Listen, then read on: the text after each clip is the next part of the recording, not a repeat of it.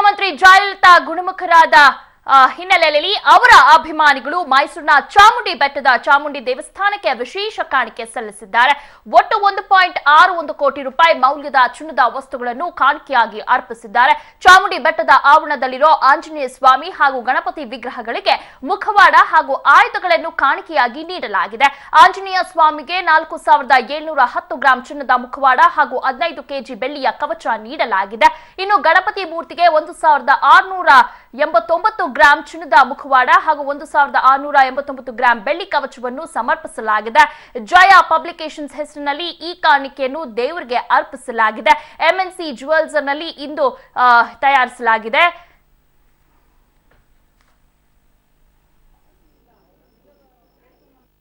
ಜಯಲಲಿತಾ ಅವ್ರಿಗೆ ಅನಾರೋಗ್ಯದಿಂದ ಬಳಲ್ತಾ ಇದ್ದಾರೆ ಅಂತೇಳಿ ಜಯ ಪಬ್ಲಿಕೇಶನ್ ಅಂದ್ರೆ ಅವ್ರ ಕಡೆ ಒಂದು ಟ್ರೂಪ್ ಬಂದು ಯಾವಾಗ ಪ್ರತಿ ತಿಂಗಳು ಪೂಜೆ ಮಾಡಿಸ್ಕೊಂಡು ಹೋಗ್ತಾರೆ, ಅದೇ ರೀತಿ ಒಂದು ಟ್ರೂಪ್ನವ್ರು ಬಂದು ಬೆಳಗ್ಗೆ ಒಂದು ಆಂಜನೇಯನಿಗೆ ಕವಚ ಮತ್ತು ಗಣಪತಿಗೆ ಕವಚ ಕೊಟ್ಬಿಟ್ಟು ಹೋಗಿದ್ದಾರೆ.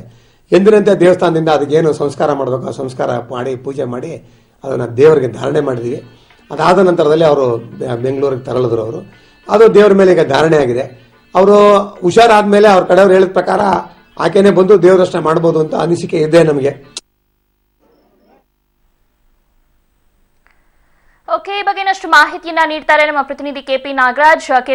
ಜಯಲಲಿತಾ ಹೆಲ್ತ್ ಕಂಡೀಷನ್ ಬಗ್ಗೆ ನಮಗಂತೂ ಕರೆಕ್ಟ್ ಆಗಿ ಮಾಹಿತಿನೇ ಸಿಕ್ಕಿಲ್ಲ. ಬಟ್ ಬಹುಶಃ ಜಯ ಅಭಿಮಾನಿಗಳ ಮೂಲಕ ನಮ್ಗೀಗ ಕಂಪ್ಲೀಟ್ ಆಗಿ ಗೊತ್ತಾಗ್ತಾ ಇದೆ ಜಯ ಅವರು ರಿಕವರಿ ಆಗ್ತಾ ಇದ್ದಾರೆ ಅಂತ.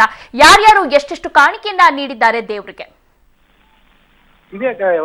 ಎರಡು ದಿನಗಳ ಹಿಂದೆ ಮೈಸೂರಿನ ಚಾಮುಂಡಿ ಬೆಟ್ಟಕ್ಕೆ ಬಂದಂತಹ ಜಯಲಲಿತಾ ಅವರ ಅಭಿಮಾನಿಗಳು ಜಯ ಪಬ್ಲಿಕೇಶನ್ಸ್ ಹೆಸರಿನಲ್ಲಿ ಒಂದು ಕಾಣಿಕೆಯನ್ನ ಸಲ್ಲಿಸಿದ್ದಾರೆ. ಪ್ರಮುಖವಾಗಿ ಚಾಮುಂಡಿ ದೇವಸ್ಥಾನದ ಒಳಭಾಗದಲ್ಲೇ ಇರುವಂತಹ ಆಂಜನೇಯ ಸ್ವಾಮಿ ಮತ್ತು ಗಣೇಶ ಮೂರ್ತಿಗಳಿಗೆ ಕಾಣಿಕೆಯನ್ನು ಅರ್ಪಣೆ ಮಾಡಿರುವಂತಹದ್ದು.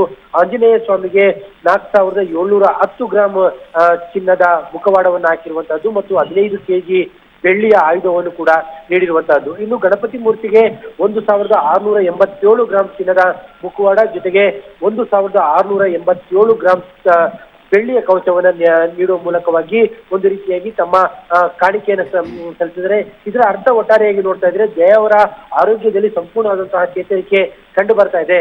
ತಮಿಳುನಾಡಿನ ಮುಖ್ಯಮಂತ್ರಿ ಆರೋಗ್ಯ ಸ್ಥಿರವಾಗಿದೆ ಎನ್ನುವಂತಹ ಅಂಶಗಳು. ಓಕೆ ಕೆಪಿ ನಾಗರಾಜ್, ನಿಮ್ಮನ್ನ ಮತ್ತೆ ಸಂಪರ್ಕಿಸ್ತೀವಿ. ಈಗ ನಮ್ಮ ಜೊತೆ ಮಾತಾಡೋದಕ್ಕೆ ಖ್ಯಾತ ಜ್ಯೋತಿಷಿಗಳು ಆಗಿರುವಂತಹ ಕಮಲಾಕರ್ ಭಟ್ ಗುರುಜಿ ಇದ್ದಾರೆ. ಗುರುಜಿ ನಮಸ್ತೆ. ನಮಸ್ಕಾರಮ್ಮ. ಎಸ್ ಗುರುಗಳೇ, ನಾವ್ ಯಾವಾಗೂ ಕೇಳ್ತಿರ್ತೀವಿ ಜಯಲಲಿತಾಗೆ ಚಾಮುಂಡಿ ದೇವರ ಮೇಲೆ ತುಂಬಾ ಭಕ್ತಿ ಅಂತ. ಆ ಚಾಮುಂಡೇಶ್ವರಿಯ ಮಹಿಮೆ ಏನು ಗುರುಗಳೇ? ಇಲ್ಲ, ಚಾಮುಂಡಿ ಎನ್ನುವಂಥದ್ದು ಒಂದು ಆದಿಶಕ್ತ್ಯಾತ್ಮಕವಾದಂತ ಒಂದು ಶಕ್ತಿ. ಹಾಗನ್ನ ಮಾತ್ರಕ್ಕೆ ಶಕ್ತಿಪೀಠ ಏನಲ್ಲ, ಚಾಮುಂಡಿಯ ಪೀಠ ಶಕ್ತಿಪೀಠ ಅಂತ ಏನು ಯೋಚನೆ ಮಾಡ್ಲಿಕ್ಕೆ ಬರಲ್ಲ. ಆದ್ರೆ ಚಾಮುಂಡಿಯ ಕೃಪೆ ಎಲ್ಲೋ ಒಂದು ಕಡೆಯಲ್ಲಿ ಆಕೆ ಬಯಸಿದಂತ ಪಕ್ಷದಲ್ಲಿ ದೇವಿಗೆ ಎಲ್ಲಾ ಮಕ್ಕಳು ಕೂಡ ಒಂದೇ ರೀತಿಯಾಗಿರ್ತಾರೆ. ಆದ್ರೆ ಯಾವುದೇ ಕಾರಣಕ್ಕೆ ಚಾಮುಂಡಿಯ ಅನುಗ್ರಹಕ್ಕೆ ಪಾತ್ರರಾದರೂ ಯಾರು ಜಯಲಲಿತಾ ಅಂದ ಮಾತ್ರಕ್ಕೆ ಕನ್ನಡಿಗರ ಶಾಪ ಖಂಡಿತ ಅವರಿಗೆ ಅನುಕೂಲ ಅಂತಲ್ಲ. ಆದ್ರೆ ಅವರ ಜಾತಕದಲ್ಲಿ ಬೇರೆ ಬೇರೆ ರೀತಿಯಂತ ಗಂಡಾಂತರಗಳೇ ಮುಂದುವರಿಯುವಂತಹ ಲಕ್ಷಣಗಳು ಗೋಚರವಾಗುತ್ತೆ. ಅಂದ್ರೆ ಯಾವ ರೀತಿ ಗುರುಗಳೇ? ಇಲ್ಲ, ಅವರ ಜಾತಕಾದಿ ವಿಮರ್ಶೆಗಳನ್ನ ಮಾಡಿದಾಗ ನೆಕ್ಸ್ಟ್ ಜನವರಿ 26 ನಂತರದಲ್ಲಿ ಪಂಚಮಶಿನಿಯ ಪ್ರಭಾವ ಆರಂಭ ಆಗಲಿದೆ. ಪಂಚಮಶಿನಿ 2.5 ವರ್ಷಗಳ ಕಾಲ ಅವರ ಜಾತಕದಲ್ಲಿ ಬಾಧೆಯನ್ನು ಕೊಡುವುದರಿಂದ ಸದ್ಯದ ಮಟ್ಟಕ್ಕೆ ಎಲ್ಲೋ ಒಂದು ಕಡೆನಲ್ಲಿ ಅವರು ಬಚಾವಾಗಿದ್ದಾರೆ ಅಥವಾ ತೊಂದರೆಗಳಿಂದ ವಿಮುಕ್ತರಾಗಿದ್ದಾರೆ ಅಂದ್ರೂ ಕೂಡ ಪೂರ್ತಿ ಪ್ರಮಾಣದಲ್ಲಿ ಅವರು ಸಂಪೂರ್ಣ ಚೇತರಿಸಿಕೊಳ್ತಾರೆ ಎನ್ನುವಂತಹ ನಂಬಿಕೆ ಎಲ್ಲೋ ಒಂದು ಕಡೆಯಲ್ಲಿ ನನಗಂತೂ ಕಾಣಲ್ಲ. ಎಸ್, ಅವ್ರಿಗೆ ಏನೇ ಕೋಪ ಇದ್ರು, ಕರ್ನಾಟಕ ಜನತೆ ಮತ್ತು ಕರ್ನಾಟಕದ ಮೇಲೆ ಕೋಪ ಇದ್ರು ಕೂಡ ಅವ್ರು ಈ ಹಿಂದೆ ಕೂಡ ಚಾಮುಂಡಿ ದೇವಸ್ಥಾನಕ್ಕೆ ಬಂದು ದರ್ಶನ ಮಾಡ್ಕೊಂಡು ಹೋಗಿದ್ದಾರೆ. ಸಹಜವಾಗಿ ಅವ್ರಿಗೆ ಚಾಮುಂಡಿ ದೇವರ ಮೇಲೆ ತುಂಬಾ ನಂಬಿಕೆ. ಖಂಡಿತ ನೋಡಿ, ದರ್ಶನವನ್ನ ಮಾಡಿದಂತಹ ಮಾತ್ರಕ್ಕೆ ದೇವರಿಗೆ ಆ ರಾಜ್ಯ ಈ ರಾಜ್ಯ ಎನ್ನುವಂತಹ ತಾರತಮ್ಯಗಳಾಗಲಿ ಅಥವಾ ದೇವರಿಗೆ ಬೇರೆ ರೀತಿಯಂತ ಯಾವುದೇ ಒಂದು ಅಂದ್ರೆ ಭೇದಗಳಾಗಲಿ ದೇವರಿಗೆ ಇರೋದಿಲ್ಲ.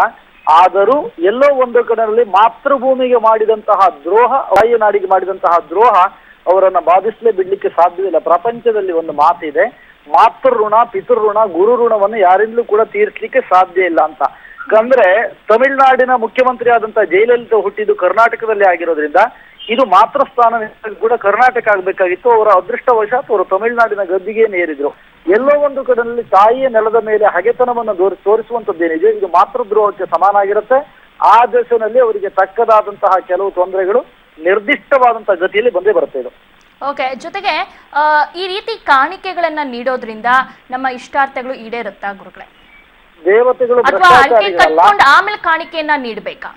ಅಲ್ಲ, ದೇವತೆಗಳು ಯಾವತ್ತೂ ಕೂಡ ಭ್ರಷ್ಟಾಚಾರಿಗಳಲ್ಲ. ಮಾಡಬಾರದನ್ನ ಮಾಡಿ ದೇವರಿಗೆ ಕಾಣಿಕೆಯನ್ನು ಕೊಟ್ಟ ಮಾತ್ರಕ್ಕೆ ಅವರ ದೋಷಗಳೆಲ್ಲವೂ ಕೂಡ ಪರಿಹಾರದ ಆಗತ್ತೆ ಎನ್ನುವಂಥದ್ದು ಭ್ರಮೆಯೇ ವಿನಃ ಯಾವುದೇ ಕಾರಣಕ್ಕೂ ಕೂಡ ದೇವರು ಕಾಣಿಕೆಗಳಿಂದ ಇವರಿಂದ ಅಪೇಕ್ಷೆಯನ್ನು ಪಡುವಂತಹ ವ್ಯವಸ್ಥೆಗಳಿಲ್ಲ. ಹಾಗಂದ ಮಾತ್ರಕ್ಕೆ ದೇವರು ಎನ್ಮಯ ಭಕ್ತಿಯುಕ್ತೇನ ಪತ್ರಂ ಪುಷ್ಪಂ ಫಲಂ ಜಲಂ ಅಂತ ದೇವರು ಬಯಸೋದು ನಿಮ್ಮಿಂದ ಬರೀ ಕೇವಲ ಭಾವನೆಯನ್ನ, ಪತ್ರೆಯನ್ನ, ಪುಷ್ಪವನ್ನ, ಫಲವನ್ನ, ಜಲವನವನ್ನ ಮಾತ್ರವೇ ವಿನಃ ಇವರು ಕೊಡುವಂತಹ ರತ್ನ ಖಚಿತವಾದಂತಹ ಕಿರೀಟವೋ ಅಥವಾ ರತ್ನದ ಹಾರವೋ ನವರತ್ನ ಮಾಲ್ಯ ಇದ್ಯಾವುದು ಕೂಡ ದೇವರಿಗೆ ಬೇಕಾಗಿರಲ್ಲ. ಕೇವಲ ನಿಷ್ಕಲ್ಮಶವಾದಂತಹ ಭಕ್ತಿ ಮಾತ್ರವೇ ಪ್ರಮುಖವಾಗಿರುತ್ತೆ. ಆ ಭಕ್ತಿಯ ಪ್ರದರ್ಶನ ಮಾಡದೆ ಇವರು ಮಾಡುವಂತದ್ದೆಲ್ಲ ಏನು ಅಂತ ಕೇಳಿದ್ರೆ ಕೇವಲ ಆಡಂಬರದ ಪೂಜೆ ಅಥವಾ ಆಡಂಬರ ಆಗತ್ತೆ ವಿನಃ ದೇವರು ಅದನ್ನು ಸ್ವೀಕಾರ ಮಾಡ್ತಾನೆ ಎನ್ನುವಂತ ನಂಬಿಕೆ ಖಂಡಿತವಾಗಿ ಒಬ್ಬ ಆಧ್ಯಾತ್ಮಿಕ ಚಿಂತಕನಾಗಿ ನನಗಿಲ್ಲ. ಓಕೆ, ನಾವು ಹರಕೆ ಕಟ್ಕೊಂಡು ಆಮೇಲೆ ತದನಂತರ ಹರಕೆನ ತೀರಿಸಬೇಕಾ ಅಥವಾ ಮುಂಚೆನೆ ನಾವು ಈ ರೀತಿ ಇದನ್ನ ಕೊಡ್ತೀವಿ ಅಂತ ಇದ್ ಮಾಡ್ಕೋಬೇಕಾ ಗುರುಗಳೇ ದೇವ್ರ ಹತ್ರ? ನೋಡಿ, ಯಾವುದೇ ಹರಕೆಗಳನ್ನ ಮಾಡಿಕೊಳ್ಳುವಂತದ್ದು ಕಾಮನೆಗಳು ತೀರಿದಂತಹ ನಂತರದಲ್ಲಿ.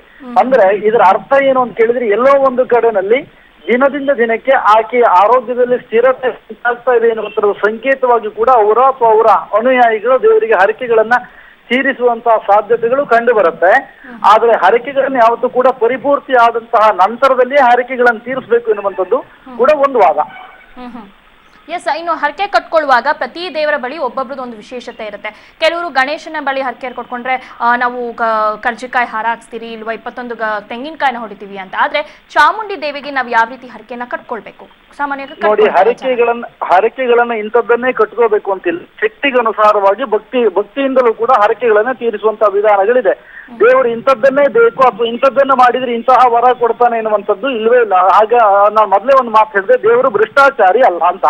ಹಾಗಾಗಿ ಒಂದು ಮಾಡಿದಂತಹ ದೋಷಕ್ಕೆ ಇದೇ ರೀತಿಯಂತಹ ಹರಕೆಗಳನ್ನು ಕಟ್ಕೊಳ್ಬೇಕು. ಅಂದ್ರೆ ಆರೋಗ್ಯಕ್ಕೆ ಸಂಬಂಧಪಟ್ಟಂತೆ ನಾನು ರತ್ನದ ಹಾರ ಹಾಕ್ತೀನಿ, ಇದು ಅವರವರ ಭಕ್ತಿಗೆ ಅವರವರ ಶಕ್ತಿಗೆ ಅನುಸಾರವಾದಂತಹ ಮಾತಾಗಿರ್ತೀವಿ ವಿನಃ ದೇವರು ಇದು ಯಾವುದೇ ರೀತಿಯಂತಹ ಅಪೇಕ್ಷೆಯನ್ನು ದೇವರು ಪಡೋದಿಲ್ಲ. ಓಕೆ, ಈಗ ಒಬ್ಬೊಬ್ಬರಿಗೆ ಒಂದೊಂದ್ಸಲ ಸಾಕಷ್ಟು ಸಮಸ್ಯೆಗಳಿರುತ್ತೆ. ಅಂದ್ರೆ ಆರೋಗ್ಯ ಸಮಸ್ಯೆ ಆಗಿರ್ಬೋದು, ಬೇರೆ ಯಾವುದೇ ಸಮಸ್ಯೆ ಆಗಿರಬಹುದು.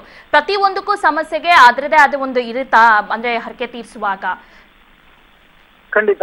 ನೋಡಿ, ಹರಕೆಯನ್ನ ಬೇರೆಯವರಿಂದ ಕಳಿಸಿದ್ರೆ ಅದನ್ನ ದೂತ ಅಂತ ಪರಿಗಣನೆ ಮಾಡ್ತೇವೆ. ದೂತ ಅಂದ್ರೆ ಬೇರೆಯವರ ಕೈಯಲ್ಲಿ ಕಳಿಸುವಂತದ್ದು ದೂತ ಅಂತ.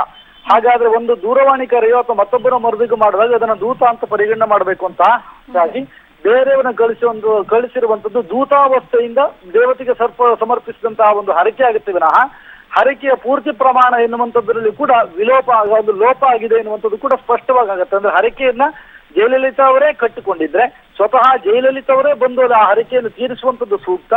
ಆ ದೇಶದಲ್ಲಿ ಅವರೇ ಬರ್ಬೇಕಾಗತ್ತೆ ವಿನಃ ಬೇರೆಯವರನ್ನ ಕಳಿಸಿದ್ರು ಅಂತ ಆದ್ರೆ ಅದು ದೂತ ಅಂತ ಪರಿಗಣನೆ ಮಾಡುತ್ತೆ.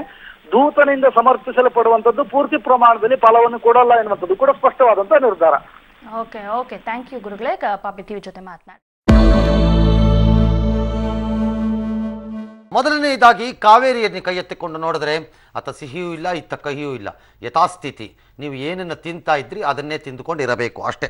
ಕರ್ನಾಟಕಕ್ಕೆ ಮೇಲ್ನೋಟಕ್ಕೆ ಕೆಲವರು ಇದನ್ನು ಸಿಹಿ ಎಂಬ ವಾದದಂತೆ ಮಂಡಿಸುವ ಪ್ರಯತ್ನ ಮಾಡುತ್ತಿದ್ದಾರೆ. ಆದರೆ ಅಲ್ಲ, ಒಂದು ನಿಟ್ಟುಸಿರು ಬಿಟ್ಟುಕೊಂಡು ಮುಂದೆ ಹೋಗುತ್ತಿದ್ದಾರಷ್ಟೇ. ಯಶ್ ಸಾಮಾಜಿಕ ಜಾಲತಾಣದಲ್ಲಿ ಒಂದು ವಿಡಿಯೋ ಅಪ್ಡೇಟ್ ಮಾಡಿದ್ರು. ಅದು ಈಗ ಸಿಕ್ಕಾಪಟ್ಟೆ ವೈರಲ್ ಆಗಿದೆ. ಅದು ಅವರು ಮಾಡಿದಂತಹ ಪ್ರಶ್ನೆಗಳು ಮಾಧ್ಯಮಕ್ಕೆ ಅವ್ರು ಮಾಡಿದಂತಹ ಪ್ರಶ್ನೆಗಳೇನು? ಯಶ್, ನಿಮ್ಮ ಒಂದು ಸವಾಲನ್ನ ಪಬ್ಲಿಕ್ ಟಿವಿ ಸ್ವೀಕರಿಸಿದೆ. ರಾಗ ದ್ವೇಷವಿಲ್ಲದೆ ವೇದಿಕೆಯನ್ನ ಕಲ್ಪಿಸ್ತೇವೆ, ಬಂದು ಚರ್ಚಿಸಿ, ಅದಕ್ಕೆ ಡೇಟು ಟೈಮ್ ಅನ್ನ ನೀವೇ ಫಿಕ್ಸ್ ಮಾಡಿ. ಹಾಗಿದ್ರೆ ತಮ್ಮ ಅಭಿಪ್ರಾಯವನ್ನ ಹಂಚ್ಕೊಳ್ಳಿಕ್ಕೆ ಯಾವಾಗ ಸಮಯ ನಿಗದಿ ಮಾಡ್ತೀರಿ ಅನ್ನುವಂಥದ್ದನ್ನ ನಾವು ಕಾಯ್ತಾ ಇದ್ದೀವಿ. ನಿಮ್ಗೆ ಪಬ್ಲಿಕ್ ಟಿವಿಯಿಂದ ಸವಿನಯ ಆಮಂತ್ರಣವನ್ನು ನಾವು ಕೊಡ್ತಾ ಇದ್ದೀವಿ.